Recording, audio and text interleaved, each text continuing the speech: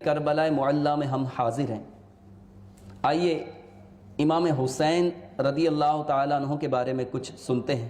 چنانچہ میرے شیخ طریقت امیر اہل سنت فرماتے ہیں، منقول ہے کہ امام پاک رضی اللہ تعالیٰ عنہ کی مدت حمل 6 مہینے تھی، یعنی 6 مہینے آپ اپنی والدہ ماجدہ کے بطن مبارک میں رہے۔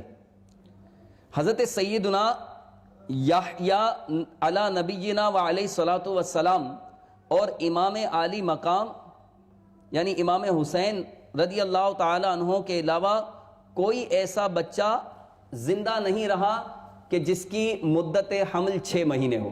تو یہ 6 مہینے اپنی والدہ ماجدہ کے بطن اقدس میں رہے، یہ آپ کی کرامت تھی۔ آپ کا چہرہ مبارک کس قدر پر نور تھا کہ حضرت علامہ جامی قدس سرہ السامی مزید فرماتے ہیں کہ حضرت امام عالی مقام سیدنا امام حسین رضی اللہ تعالی عنہ کی شان یہ تھی کہ جب اندھیرے میں تشریف فرما ہوتے تھے تو آپ رضی اللہ تعالی عنہ کی مبارک پیشانی اور دونوں مقدس رخسار سے انوار نکلتے اور قرب و جوار ضیابار یعنی روشن ہو جایا کرتے تھے۔